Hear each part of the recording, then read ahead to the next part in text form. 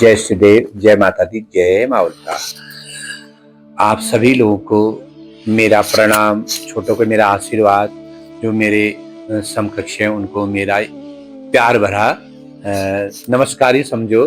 तो आज मैं आपको जो मैंने अपनी पहली वीडियो में बताया था छुरमुल देवता के बारे में, तो मैं आपको आज मैं उसकी जो दूसरा हमारा जो पार्ट है मैं उसके बारे में बताऊंगा। तो सबसे पहले मैं आपसे ये कहना चाहूँगा कि आपके घर में जो भी मेरी ये वीडियो देख रहे हैं, जिस तक भी ये वीडियो पहुंचे, उसमें उनके इष्ट देवता की कृपा और उनके गुरु की कृपा, उनके कुल देव की कृपा उनके घरों में बिल्कुल बनी रहे और छुरमुल देवता की कृपा भी उनमें बनी रहे।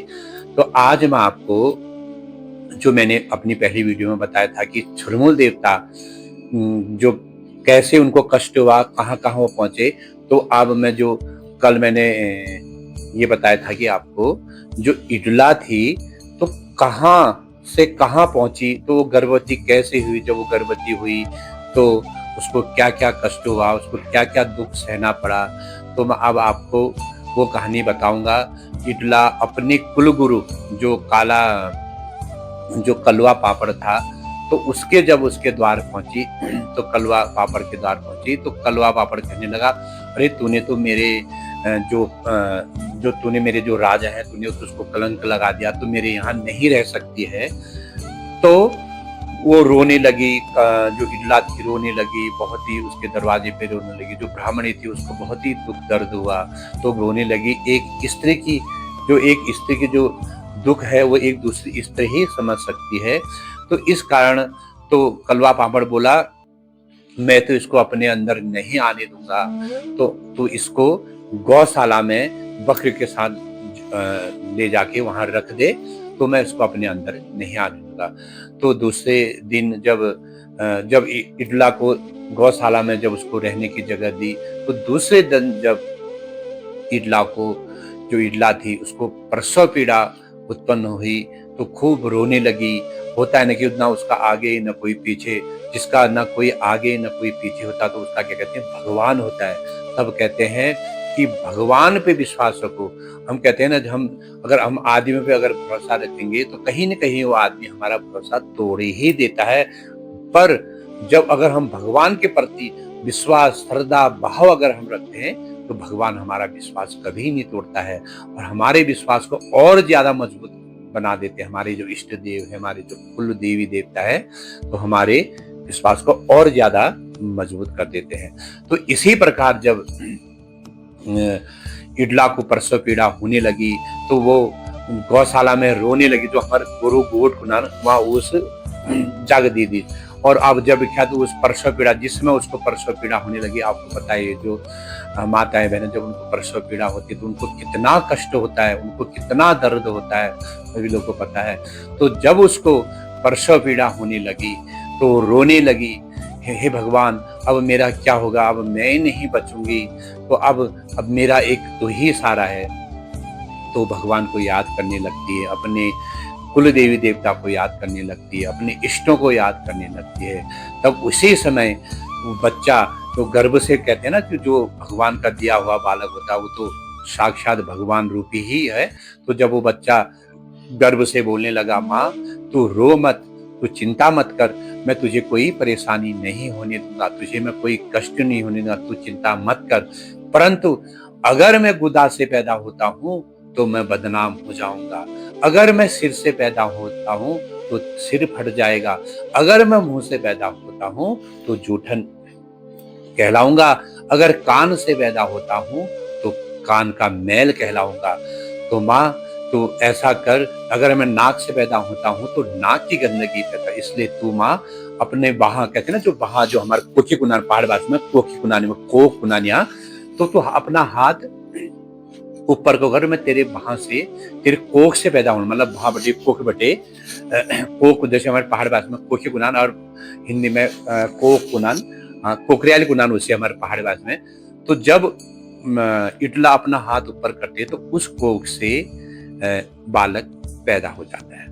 जब बालक पैदा हो जाता है, जब वो रोने लगता है तो ब्राह्मणी की पत्नी को उसकी आवाज आने लगती है। तो जब वो ब्राह्मण और ब्राह्मणी दौड़े दौड़े वहाँ जब गौशाला में जाते हो तो तब बिरला ने एक बहुत ही सुंदर बालक, तेजस्वी, बहुत ही चमक, कहते हैं ना सूर्य की जो चमक उसमें इतना तेज था उस बालक में, तो लोग देख मतलब जो जब उन्होंने ब्राह्मण और जब ब्राह्मणी ने जब उसको देखा तो उसकी नजर उनको हटती नहीं, उनको इतना तेज था कि मैं बता ही नहीं सकता हूँ, क्योंकि जो भगवान का दिया हुआ बालक होता है उसमें बहुत ही तेज होता है। तो इस प्रकार जब ब्राह्मण और ब्राह्मणी जब उस बालक को देखते ही मंत्र मुग्ध हो गई, उनको उसके प्रति एक प्यार उमड़ने लगा।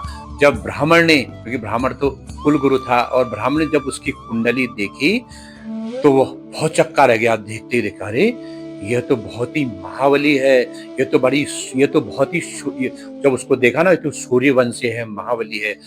तो ब्राह्मण को एक अंदर से होता ना कि ब्राह्मण और उस ब्राह्मणी की तो कोई औलाद थी नहीं, तो उसको लगा अरे हमारी तो कोई औलाद है नहीं, क्यों ना हम इसी को अपनी औलाद मान लें। तो होता ही है, आदमी जब एक अगर बालक को देखे, हम कोई छोटी सी अगर किसी अन्य के बच्चे को भी अगर हम देखते हैं तो हमें प्यार उत्पन्न होने लगता है। तो फिर तो वो तो देव तुल्य बालक पैदा हुआ था। तो जब ब्राह्मण ने कुंडली देखी तो भौचक रह गए। उन्होंने कहा ये तो सूर्यवंश, ये तो महाबलशाली है, बार इसका तो क्यों नहीं इसको हम अपनी संतान के रूप में लालन पोषण करेंगे। तो इसी प्रकार धीरे धीरे धीरे जब उनका लालन जब 9-10 दिन 11वां दिन हुआ, तो जब ब्राह्मण ने उसका जब नामकरण के दिन आए तो बिल्कुल जब उसका जो पंडित और पंडिताएं थी बिल्कुल हर्षोल्लास से उसका नामकरण, जब अपने ही नियम जो धर्म होते हैं अपने जो नियम से उन्होंने अपनाए, तो जब पंडित ने उसका नाम छुरमुल रखा, छुरमुल जो हमारे पहाड़ भाषा में छुरमुल देवता जो छुरमुल्य कुनान, तो छुरमुल उसका नाम रखा। धीरे धीरे छुरमुल जब जब ब्राह्मण ने उसका नाम सुना, जब धीरे धीरे धीरे छुरमुल जब ना 1 महीना हुआ, 2 महीना, ऐसे करते करते साल हुए तो छुरमुल बड़ा होने लगा।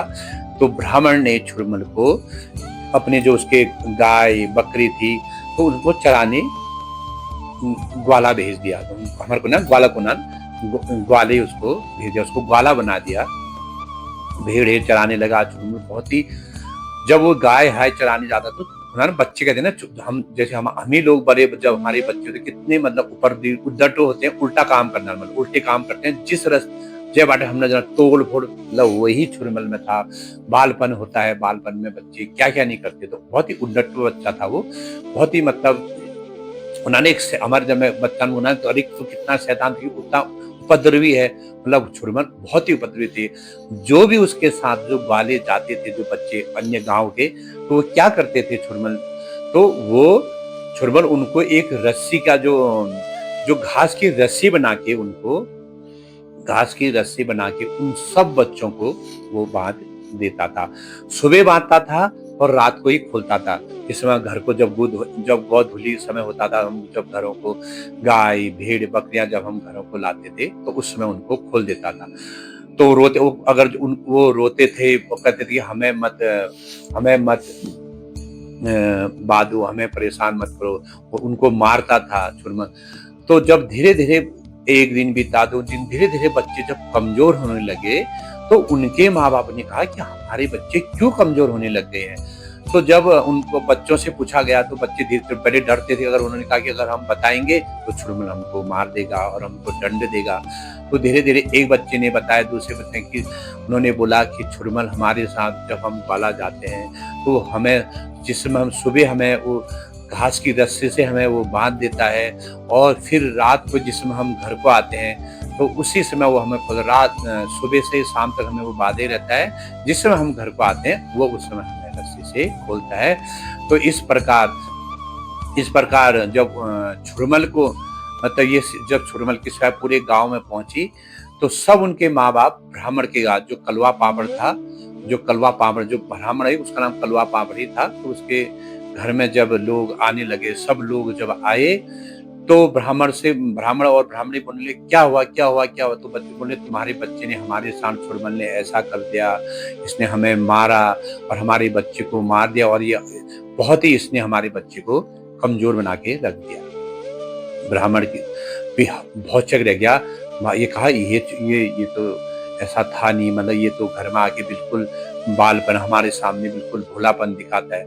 तो जब उसकी शिकायत आई तो छुरमुल भी डर गया, उसने अपना जो जो उसने कहा था अपना उसने जो गुनाह है मतलब हमारे गुनाह की वो कबूल कराया कि मैं इस चीज कर मैंने ऐसा ऐसा करा, तो उनसे माफी मांग लिया, आज के बाद मैं नहीं करूंगा। अब देखो कि जब उनने माफी मांगी, क्या ब्राह्मण ने, क्या ब्राह्मणी ने, क्या इरला ने उसको माफ किया या नहीं किया? क्या उसको सजा मिली? क्या उसको दंड दिया गया या नहीं दिया गया? तो मैं इसको आपको नेक्स्ट वीडियो में बताऊंगा। और इस जो छुरमुल देवता की कहानी बहुत बड़ी है, तो मैं धीरे धीरे आपको इस कहानी को, इस गाथा को धीरे धीरे आपको बता दूंगा। तो आप मेरे चैनल को ज्यादा से ज्यादा लाइक और सब्सक्राइब करिए, और कमेंट में जरूर बताइएगा कि इसके बाद जब छुरमुल देवता की जब कहानी जब पूरी हो जाएगी तो इसके बाद कौन सी कहानी आपको बतानी है, जरूर मैं वो कहानी भी आपको बताऊंगा। हमारी देव गाथाएं हैं, तो देव गाथाओं का तो उन्होंने जिसका मतलब अनंत है, मतलब उसकी कोई सीमाएं नहीं हमारी देव गाथाओं की, सब अलग अलग अपने अलग अलग जगह में अलग अलग गाते हैं। तो अब मेरी कहानी तो छुरमुला कैसी लगी तो आप मुझे जरूर बताइएगा, और मेरे चैनल को ज्यादा से ज्यादा लाइक और सब्सक्राइब कमेंट जरूर करेगा। जय माता दी, जय श्री देव।